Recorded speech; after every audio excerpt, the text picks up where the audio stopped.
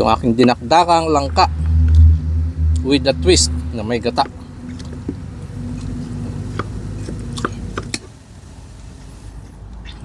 Dinakdakang langka.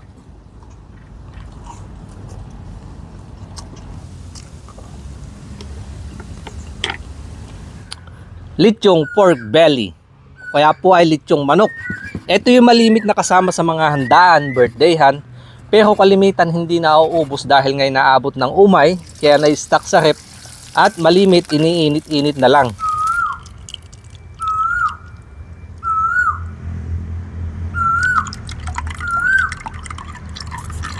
Para po magkaroon kayo ng idea para sa alternatibong luto, susubukan ko siyang ibagay dito sa request ni Kanayong Sandy na kung pwede nga magluto ako ng dinakdakang langka para naman healthy at saka hindi nakakaumay. O kung may mga ganito po kayong request, mag-drop lang po kayo ng mga comment sa aming YouTube channel, Team Agustin TV, para sa mga ganitong pagkaing bukid. Ito na po yung nalinisan ko langka, mga kanayon. Lalagyan ko lang yan ng kaunting gata at saka pork cubes bago ko isalang para magkaroon na siya ng lasa.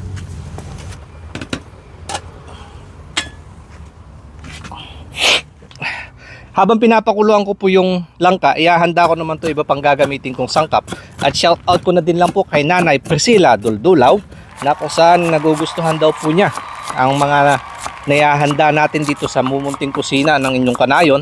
Thank you so much po, Nanay. At saka kay Kabsat Eric Francisco, yan, na ngayon lang daw ulit nakanood dahil naipahiram niya yung cellphone niya, hindi niya lang alam kung kanino. And Merry Christmas po sa inyo at sa buong pamilya. At ganoon din po sa mga kanayan natin na patuloy na tumatangkilik sa aming mga mumunting handog. Thank you so much po. Happy holidays. Magmula sa inyo nag-iisang kanayon, Team Agustin TV and Vlogs. Ito na po yung pinakuluan ko langka. Yan. Masarap dyan pag yung hinihimay. Ganyan, para mas lalo lumabas yung katas kaysa yung ginagayat. At itatabi ko muna to kasi ito lang yung titimplahan ko para naman sa timpla mamaya nung mga bata, kasi ito lalagyan ko ng sili. Ito na po siya. Lalagyan lang natin ng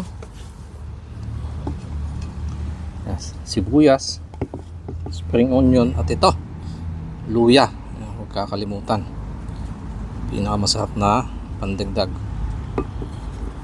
pag nag-ensilada. O kaya ito nga yung dinakdakan, malimit dyan yung baboy ang ginagamit, pero dahil nga maiba naman, healthy, ito yung aking pinigang kalamansi para mawala yung umay. Yung gata, kaunti lang. Hindi ko nalalagyan ng pampalasa yan dahil nung pinakuluan ko kanina, nilagyan ko na yan ng pork cubes. Masarap na yan. Tsaka patis. Okay, mas masarap gamitin pampalasa patis kaysa sa asin. At ito po yung lechon, yung mga tira-tira nyo, manok o kaya baboy, belly, yan. Isda, pwede rin po. Prinito ko lang yan kaya medyo crunchy.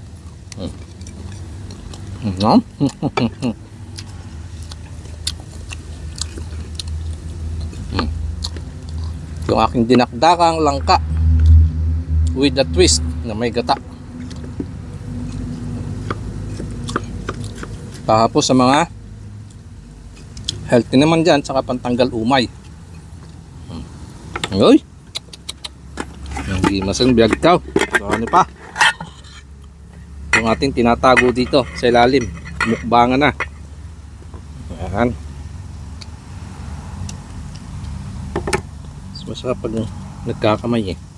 Sabi nga no iba, wala daw ba akong kutsara.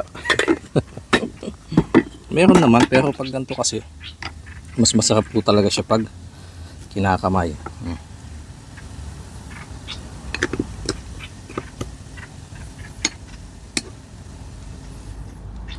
Dinakdakang langka.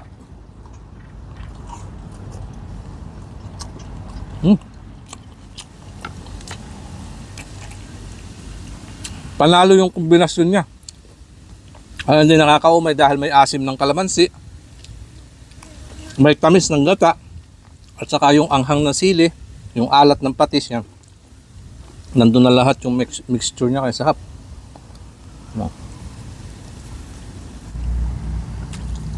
Pwede nyo nga din doon pala ito subukan sa puso ng saging. Maliban sa langka, kung hindi available sa inyo ang langka, mga kanayon, pwede nyo siyang itry sa puso naman ng saging.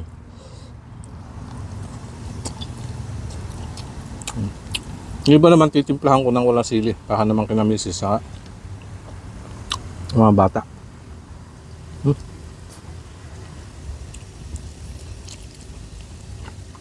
Abay, ang daming sibuyas. Kaya, sahap.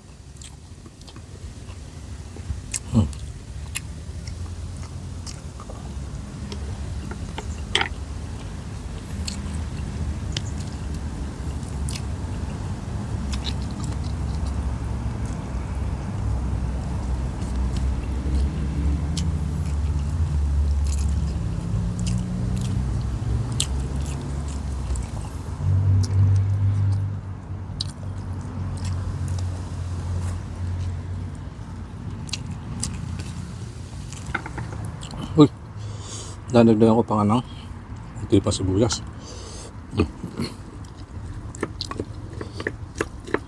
Lalong sumahap.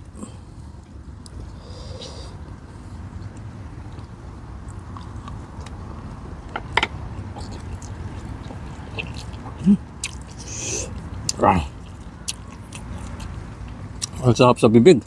Nakakamdaman ko yung anit ko, parang lumalabas na paunti-unti yung pawis.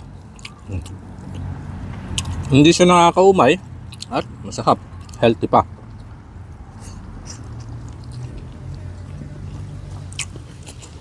Ito po yung aking version ng dinakdakang langka.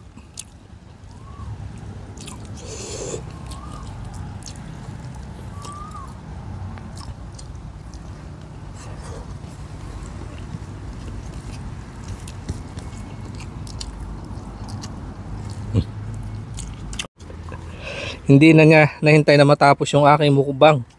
Ginutom na din daw yung aking camera girl. Yan yung dinakdakan. Ano, okay naman? Pasado? Gusto ko, sarap.